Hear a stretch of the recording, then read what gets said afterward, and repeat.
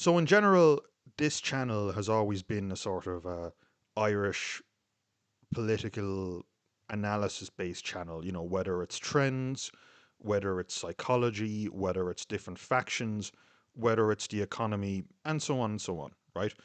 Now, I think it's important to kind of look at this and look at how the world works from all these different angles because you can empathize with people, you can see what they're going to do, you can see what resonates with people. But I think one area that is often extremely neglected on our side or the nationalist side or whatever you want to call it is basically the role of art, right?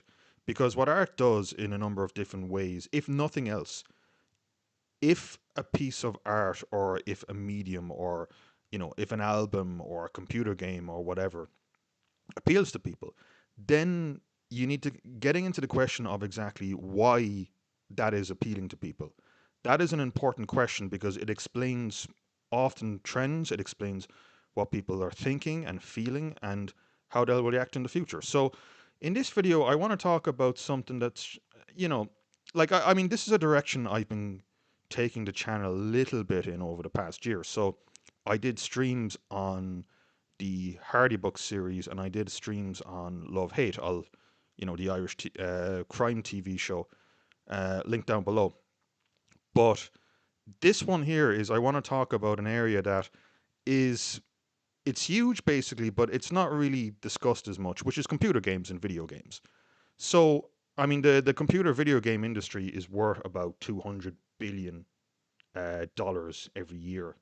The number I kind of remember checking, and it's not even just from a kind of a recreational point of view. I mean, for example, computer games have been used in terms of like training the Ukrainian army in the Russia-Ukraine war in terms of drones, or training F1 drivers to be better drivers. Things like that, right?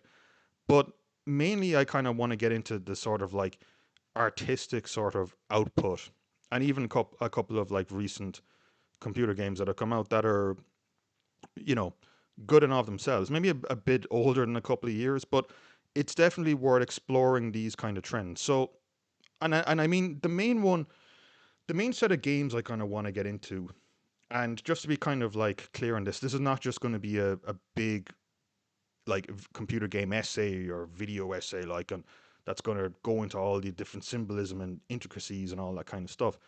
But it's worth considering all the same. So I'll give an example there, right? So, for example, there's a company there called Capcom, right? And Capcom have put out two games this year that have received a lot of critical acclaim. They've been very well on average, you know, highly received, right? The first of those games is a sort of a third person zombie shooting survival horror game called Resident Evil Requiem, right? And then the other game is a game called Pragmata, which is basically a sort of a third person shooter science fiction game which has this kind of like hacking mechanic for it. Um, and these games, both these games have had like a very interesting response to them online and had a huge kind of critical reception to them, right?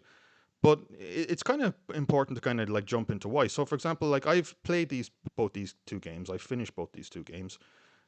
Just in general, just from the kind of like computer games perspective, I think I think they're fine to play in moderation. You kind of blow off a bit of steam now and again. Um, like I'm into kind of all sorts of games.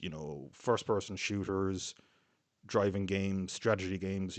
Dwarf Fortress and things like that, RPGs. I'll play whatever. I don't play as much as do as I did kind of like back when I was like a kid or a teenager. Not even close to that. But still, the odd time I get to play some of these games. And there's even been some arguments like remember back in the day this whole Gamergate controversy and how that changed a lot of like social influence and how people thought about like just politics in general online. That's a whole big thing. But anyway, just maybe a kind of a quick review or a quick couple of points. Um, I played both those two games, um, Pragmata and Resident Evil 9, Resident Evil Requiem, or whatever you want to call it, and they are they're both decent games. I don't think they're as good as they're made out to be, both of them. I mean, for example, I think Resident Evil Requiem, for example, has a couple of stretches which are.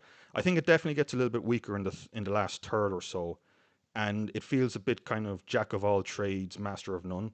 So, for example, like the survival horror stuff, while done extremely well in the first half of the game, was done better maybe in a game like the remake of Resident Evil 1, for example, or the second half of the game, which is much more kind of shooting monsters and shooting zombies and whatnot. I think that's done better in something like Resident Evil 4. But I think, to be honest with you, one of the reasons why these two games have had the big critical reception of that they've got, or the critical acclaim that they've got, and they are both two good games. I both like them, like them a fair bit. But I think one or two major aspects of them, or the response to them, has been basically the what's going on with a lot of millennials, basically, and what's gone on within the kind of like film industry and whatnot. So, for example, if you take a look back at, say, action movies, right? If you go back to like the 80s or the 90s or whatever, and if you take a look at something like fucking Die Hard or whatever, right? Um, and if you take a look at the average age of these people, like like a Schwarzenegger or a Sylvester Stallone or what have you, right? They'll be kind of men in their like late 30s or early 40s, right? Your action hero will be about that age. Now, if you kind of flash forward to the last decade or so, and if you take a look at like action films like Taken with Liam Neeson, or Nobody, the guy from Better Call Saul is in that, or if you take a look at the Expendables and things like that, the average age of the kind of main actors in those films is like fucking, it's coming up to 50s or 60s or even older than that, right? And that kind of like taps into something, which is the idea that, like, if these films are kind of getting big, and if the age of the corresponding actors are getting older and older and older, that means it's basically appealing to people on a more visceral level. The idea that, like, okay, we can market these films with these older characters and these older people. But it's not even just that. It's basically like just breaking it down even further. So, for example, what are, I mean, if we take a look at what's common between, say, you know, these two games, Resident Evil 9 and Pragmata, one of the things you see in those games is there's a sort of like, how can I put this? There's a sort of like for example with Pragmata, people have been like a core part of the plot in Pragmata is that you've got your two main characters, right? Hugh and Diana, right? And there's Hugh is basically like a 40-year-old older ran kind of competent astronaut kind of guy, right? And then he's trying to protect this android who's a 6 or 7 year old girl called Diane, right? And people have been kind of making points online about, like, they've been making jokes about how, like, it's a dad simulator, right? It's a father daughter simulator, right? And likewise with a bit of the response of Resident Evil Requiem is that one of the characters you play in it, right? Leon Kennedy, he's basically like 50 years old, and he's a 50-year-old aging man who is basically protecting a younger woman, and who's also in turn protecting a young girl as well. So one of the things that these games have, and it is something that you're seeing, I think, more in computer games, is this almost kind of like, parental protection teams that are kind of running more and more through with it, through the kind of like the products themselves. And I'm just kind of wondering, kind of playing these, is this kind of showing a shift within within how people feel. So, like, if these games are getting big, if these games are getting the high critical reception that they are, it means that they're appealing to people on a base level. And it means that if these kind of games with these kind of teams of, like, protecting young people and protecting people who are in a much weaker position in the way that they're doing it, right? Because I don't, I mean, this has always been kind of, these things have always been a universal thing in fiction, right? But it just feels like that, basically that, as people are you know, not having families as much, and as the birth rate is kind of collapsing, certain bits of kind of like media or art or whatever that kind of appeals to kind of sort of an older person, or which has characters which are older people, no family, kind of protecting, more vulnerable people than them. It kind of appeals to people on a sort of a, how can I put this, kind of an archetype level, kind of a deeper, more, you know, base level. I mean, base is the wrong word, but I think you kind of get what I mean here, right? But that's what I mean. That like things like that, when a television show gets really really popular, even if you don't like it yourself, when a computer game gets a particular like particularly high critical reception, all this stuff is worth analyzing. All this stuff is worth going into because you know usually, for example, I mean, just a couple of things when like when films or when like TV shows like get called timeless, right? What exactly does that mean? In my opinion, or it's dated really well. Well, a lot of times it's basically because it has themes that are still relevant to people and still appeal to people. I mean, if you take a look at films, everyone kind of, or lots of people say that like the first two Godfather films are timeless, right? And they're timeless in the way that they kind of show how kind of good intentions can corrupt people and change people and turn them into something that they're not. As an example of that. But yeah, I mean, I do think it's an area that like, and again, even if you don't like a reality TV show, or if there's a program that kind of really appeals to people, it's worth getting into and it's worth looking at because I think as well. And there is a recent stream. I'll also link this down below. Um, by the Receipts, the Don, and Gerard Murphy. And in that stream, there's one section of it where they were talking about like arts and arts funding and the Arts Council, like how everything is so you know it's completely separated from what it is.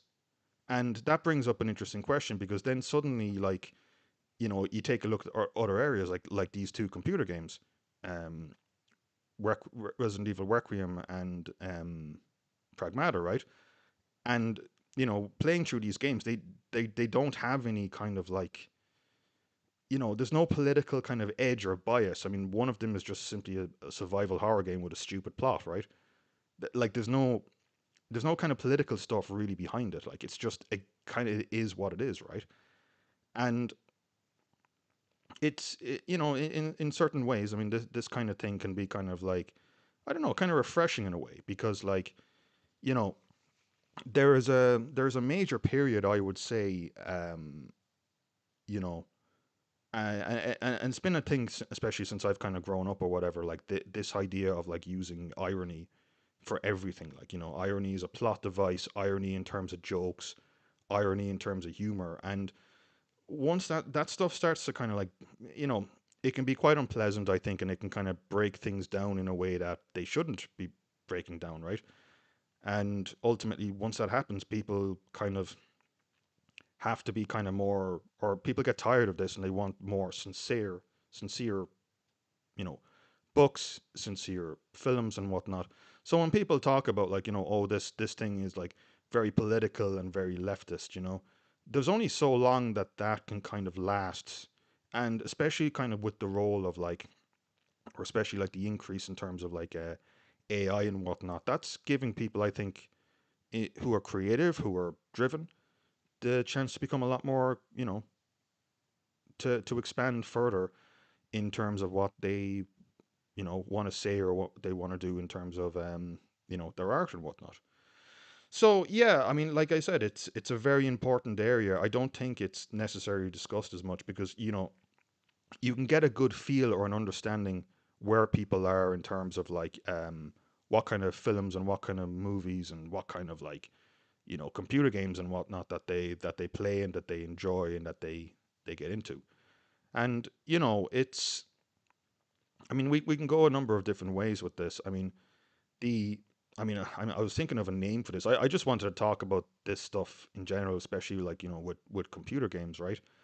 And um, there was like I was thinking of giving this a name. I don't know, like the importance of like analyzing art and video games. Well, yeah, we'll I think we'll call it that.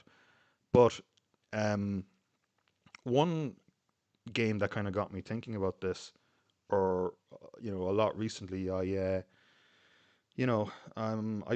completed it twice, but I think I might give it another go. Might even give it a full review later on. Is the game Disco Elysium, right? And Disco Elysium is a really fascinating game because I think it's one of the best games of the past 10 years, although I haven't played a ton of games over the past 10 years, right? But it's very, very good. And, it goes into all this kind of, basically within the game, like you play as but I guess this game almost is kind of the epitome of what I'm trying to get to with this post, which is basically you play a police officer in a district of a kind of a rundown. It's basically based on it's a fantasy world, but the setting is kind of based around like post-communist Eastern European Estonia, essentially. It's in a region called Revachol, right? And you play this alcoholic, depressed cop called Harry Dubois, basically, right? And you're a cop and you're a police officer and you're trying to solve a murder case, right? And basically the kind of like thing of the game is you can kind of like, even though Harry is his own character, you can basically approach the case. You can develop your character. You can develop your character's personality to solve or take a look at the case in different ways. So, for example, like you can put skill points into things like intelligence and logic.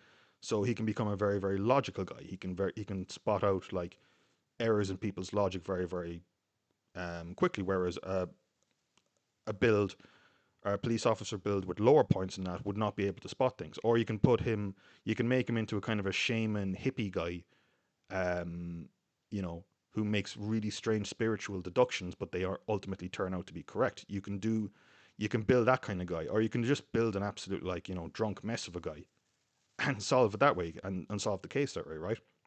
But the interesting thing with that game is kind of getting back up to the main point I kind of ultimately wanted to express here is the fact that however the build you have in that game basically I think tells you about yourself, right?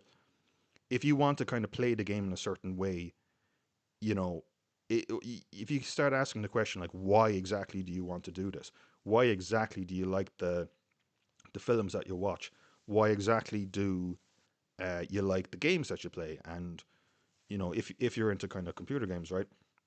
And why exactly other people like them in that way? I think that leads into a number of very, very interesting areas and threads. And I think it can kind of explain a lot, and it can explain what people want, right? And just we're getting up to 20 minutes now, and I'll conclude this in a bit. But ultimately, what people I think really want, especially like since we've gone through this kind of real age in the past kind of decade or so of like just fucking irony everywhere, people really want sincerity. You know, people want kind of sincerity and to be honest and to kind of express, what needs to be expressed, right? And again, I'm not talking about it in a sappy way or whatever, just real authenticity, right? And I think sometimes, like, within our area, sometimes that kind of point, um, you know, is I kind of feel sometimes it's kind of lost, right? Kind of that sometimes certain people will end up kind of being a certain caricature rather than what they should be. But anyway, I think it's an underrated area of kind of like analysis or the way you can look at things. So, for example, I made the point when I did that stream on the Hardy books that um, basically that like it showed one of the reasons why it kind of really appealed to people was that it kind of showed certain kind of realities of what rural Ireland is like right now. And if you kind of dig into it, you kind of realize, oh, these realities are not necessarily that pleasant, and there's kind of a darkness there, right? And once you kind of realize that, I think that's your kind of first step in terms of fixing that up, being aware of other problems, and kind of empathizing with other people. So, you have that knowledge, and, certain things appeal to people in certain ways. You can kind of make guesses about people and the future, right? So, for example, like back to my back to those two computer games. If this kind of stuff appeals to people, and yeah, okay, look, I mean, like, maybe I'm reading a bit too much into this. I mean, both of them are fun games from a kind of a shooty, third persony kind of way, right? But at the same time, I think it's the themes that are also appealing to people here, right? And the characterization. So, unfortunately, like if this the kind of stuff that's appealing to people, I mean, it's good that this kind of more sincere attitude is, gaming companies are kind of doing that. That's a really good thing, or at the very least, Capcom are. But at the same time, it's kind of like, okay, well, is it, you know, is a part of that because maybe certain people don't have that within their lives right now, and if that's the case, will more kind of, as more and more people kind of face into like not having families or whatnot, will this kind of content of like fantasies about having being a protector or caring for people who are kind of weaker than you, will this kind of happen more and more as time goes on? But yeah, I think anyway, I think we'll leave it at that. So yeah, it's been a very long time since I kind of recorded a sort of a non live stream video-y essay here. So yeah, let me know what you think. It's an interesting topic, and yeah, if you're into games or whatnot, yeah, I mean, I'd recommend taking a look at those two. They're pretty short as well, which is kind of another main reason why I played them. You can finish them here and there, so well, with not much effort. So anyway, that's it for me. I'll shut it down here. So have a good one, folks, and I'll see you in the next video or live stream. So see you now. Bye bye bye.